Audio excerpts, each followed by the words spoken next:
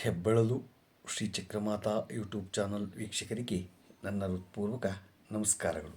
ಸುಭಾಷಿತ: ಒಳ್ಳೆಯ ಕೆಲಸವನ್ನು ಮೀರಿದ ಪೂಜೆ ಇಲ್ಲ, ಮಾನವತೆಯನ್ನು ಮೀರಿಸಿದ ಸಂಪತ್ತೂ ಇಲ್ಲ. ಮನುಷ್ಯನಿಗೆ ಮರಣ ಇರುತ್ತದೆ, ಆದರೆ ಒಳ್ಳೆಯತನಕ್ಕೆ ಮರಣ ಇರುವುದಿಲ್ಲ.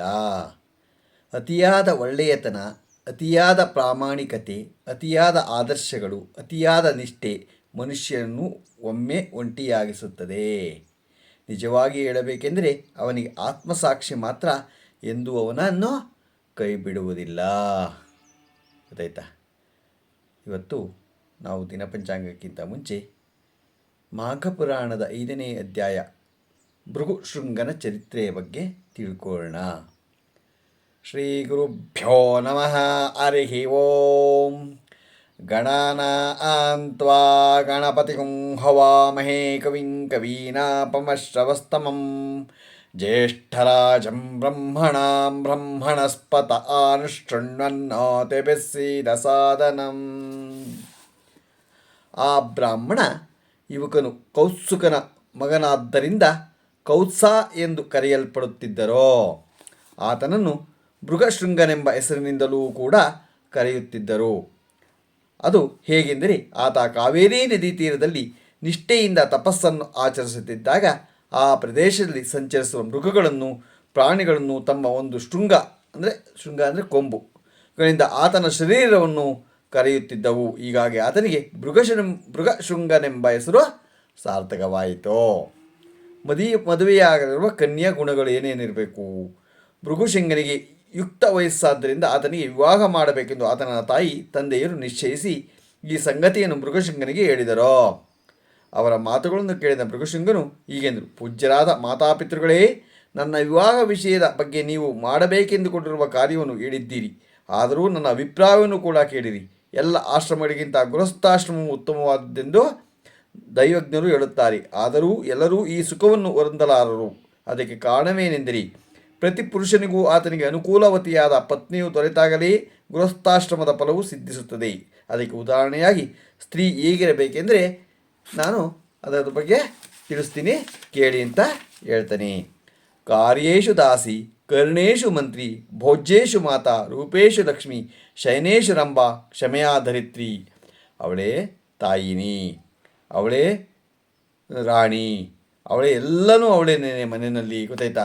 ಲಕ್ಷ್ಮಿನೂ ಅವಳೇ, ಎಲ್ಲ ಅವಳೇನೆ. ಅದೇ ಥರ ಮನೆಯಲ್ಲಿ ಕಾರ್ಯೇಶು ವಾಸಿ, ಕರ್ಣೇಶು ಮಂತ್ರಿ, ಭೋಜ್ಯೇಶು ಮಾತಾ, ರೂಪೇಶು ಲಕ್ಷ್ಮಿ, ಶಯನೇಶು ರಂಭ, ಕ್ಷಮೆಯಾ ಧರಿತ್ರಿ.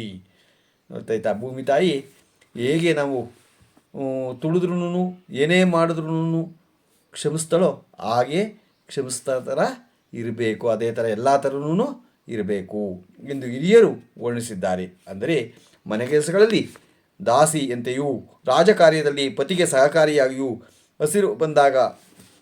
ಹಸಿದು ಬಂದಾಗ ತಾಯಿಯಂತೆ ರೂಪದಲ್ಲಿ ಲಕ್ಷ್ಮಿಯಂತೆ, ಶಯನ ಮಂದಿರದಲ್ಲಿ ರಂಭೆಯಂತೆ, ಶಾಂತ ಸ್ವಭಾವದಲ್ಲಿ ಭೂದೇವಿಯಂತೆ ಸ್ತ್ರೀ ವರ್ತಿಸಬೇಕು.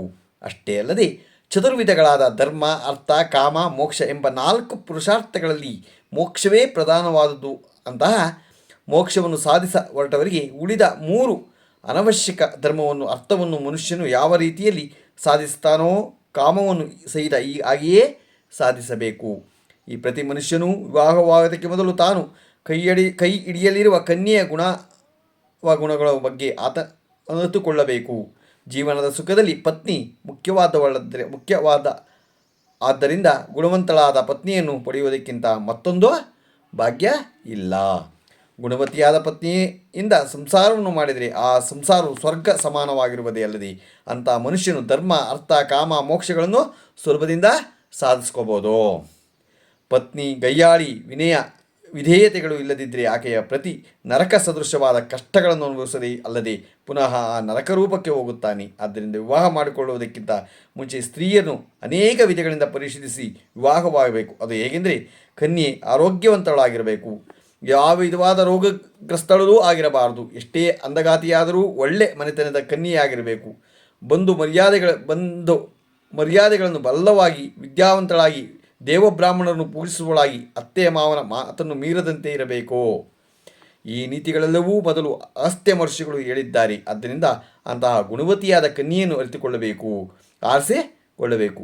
ಆದರೆ ಅದು ಹೇಗೆ ಸಾಧ್ಯವಾಗುತ್ತದೆ ಎಂದು ಮೃಗಶೃಂಗನು ತಾಯಿ ತಂದೆಯರಲ್ಲಿ ತನ್ನ ಮನಸ್ಸಿನಲ್ಲಿ ಸಂಶಯವನ್ನು ವ್ಯಕ್ತಪಡಿಸಿದ. ಮಗನ ಮಾತಿಗೆ ಸಂತಸಗೊಂಡು ತಂದೆ ಹೀಗೆ ಹೇಳುತ್ತಾನೆ, ಕುಮಾರ, ನಿನ್ನ ಮಾತುಗಳು ನನಗೆ ಬಹಳ ಸಂತೋಷವನ್ನು ಉಂಟು ಮಾಡಿದೆ. ವಯಸ್ಸಿನಲ್ಲಿ ಕಿರಿಯನಾದರೂ ಒಳ್ಳೆಯ ನೀತಿ ವಾಕ್ಯಗಳನ್ನು ಕಲಿತಿರುವೆ. ನಿನ್ನ ಅವಿಷ್ಟವನ್ನು ಪರಮ ದಯಾಳು ಭಕ್ತವತ್ಸಲನಾದ ಆ ಶ್ರೀಮನ್ನಾರಾಯಣನೇ ಈಡೇರಿಸ್ತಾನೆ. ಭಗವಂತನ ಮೇಲೆ ಈ ಹೊಣೆಗಾರಿಕೆಯನ್ನು ಹಾಕಿಬಿಡು ಅಂತ ಹೇಳ್ತೀವಿ. ಭಗವಂತನ ಮೇಲೆ ನೀನು ಹಾಕು ಮಾಡ್ತಾನೆ ಅಂದರೆ, ನಾರಾಯಣಂ ನಿರಾಕಾರಂ ನರವೀರಂ ನರೋತ್ತಮಂ ನೃಸಿಂಹ ನಾಗಾನಾಥಂ ಚತಂ ವಂದೇ ನರಕಾಂತಕಂ. ನಾರಾಯಣ ಆಕಾರವಿಲ್ಲದವ, ನರರಲ್ಲಿ ವೀರ, ನರರಲ್ಲಿ ಉತ್ತಮ, ನರಸಿಂಹ ನಾಗನಾಥನಾದ ಆ ನರಕಕ್ಕೆ ಯಮನಾದವನನ್ನು ಸ್ಮರಿಸುವೆ. ಇಲ್ಲಿಗೆ 5ನೇ ಅಧ್ಯಾಯ ಮುಗೀತು. ನಾಳೆ 6ನೇ ಅಧ್ಯಾಯ ತಿಳ್ಕೊಳ್ಳೋಣ. ಈಗ ದಿನಪಂಚಾಂಗ ತಿಳ್ಕೊಳ್ಳೋಣ. ದಿನಾಂಕ 3/2/2025 ಸೋಮವಾರ, ಶ್ರೀ ಕ್ರೋಧಿನಾಮ ಸಂವತ್ಸರ, ಉತ್ತರಾಯಣ, ಶಿಶಿರ ಋತು, ಮಾಘ ಮಾಸ, ಶುಕ್ಲಪಕ್ಷ, ತಿಥಿ ಪಂಚಮಿ, ರಾತ್ರಿ 10:01, ನಕ್ಷತ್ರ ರೇವತಿ 2:25. ಮಳೆ ಶ್ರವಣ 4ನೇ ಪಾದ, ರಾಹುಕಾಲ 8:16ರಿಂದ 9:43 ಇದೆ. ಗುಳಿಕೆ ಕಾಲ 2:04 3:31 ತನಕ ಇದೆ. ಯಮಗಂಟೆ ಕಾಲ 11:10 12:37 ತನಕ ಇದೆ. ಇವತ್ತು ಯಾರು ಹುಟ್ಟುಹಬ್ಬ ಆಚರಿಸ್ಕೊತಿದ್ರು, ಮದುವೆಯಾದ ದಂಪತಿಗಳು ವಾರ್ಷಿಕೋತ್ಸವ ಆಚರಿಸ್ಕೊತಿರೋರಿಗೆ ನಮ್ಮ ಹೆಬ್ಬಳಲು ಶ್ರೀಚಕ್ರಮಾತಾ ಯೂಟ್ಯೂಬ್ ಚಾನಲ್ ಕಡೆಯಿಂದ ಶುಭ ಕಾಮನೆಗಳನ್ನು ತಿಳಿಸ್ತೀವಿ. ದೇವರು ಅವರಿಗೆ ಆಯಸ್ಸು, ಆರೋಗ್ಯ, ಐಶ್ವರ್ಯ ಎಲ್ಲ ಕೊಟ್ಟು ಕಾಪಾಡಲಿ ಅಂತ ನಾನು ಕೇಳ್ಕೊತೀನಿ. ನಮ್ಮ ಹೆಬ್ಬಳಲು ಶ್ರೀಚಕ್ರಮಾತಾ ಯೂಟ್ಯೂಬ್ ಚಾನಲ್ ಯಾರು ಸಬ್ಸ್ಕ್ರೈಬ್ ಆಗಿಲ್ವೋ ದಯಮಾಡಿ ಸಬ್ಸ್ಕ್ರೈಬ್ ಆಗಿ, ಲೈಕ್ ಕೊಡಿ. ಇದು ನಿಮ್ಮದೇ ಚಾನಲ್ ಆಗಿರೋದ್ರಿಂದ ನಮ್ಮ ಲಿಂಕನ್ನು ಬೇರೆ ಗ್ರೂಪ್ಗಳಿಗೆ ಫಾರ್ವರ್ಡ್ ಮಾಡಿ. ಇದನ್ನು ಮಾಘ ಮಾಸದ ಪುರಾಣ ಎಲ್ಲ ಕೇಳಿ, ಮಾಘ ಮಾಸ ಆಗಿರೋದ್ರಿಂದ ಯಾವತ್ತಾರು ಒಂದು ದಿನ ಯಾವುದಾದ್ರು ನದಿಗೆ ಹೋಗಿ ಸ್ನಾನ ಮಾಡ್ಕೊಂಬನ್ನಿ. ನಿಮ್ಮ ಹಿಡಿದ ಕೆಲಸಗಳು ಸುಸೂತ್ರವಾಗಿ ನಡೆಯುತ್ತೆ ಅಂತ ನಾನು ದೇವರಲ್ಲಿ ಕೇಳ್ಕೊತೀನಿ. ನಡೆಯುತ್ತೆ, ಭಗವಂತ ತಿಳಿಸಿದ್ದಾನೆ ಅದನ್ನು. ನಮ್ಮ ನಮಸ್ಕಾರಗಳು.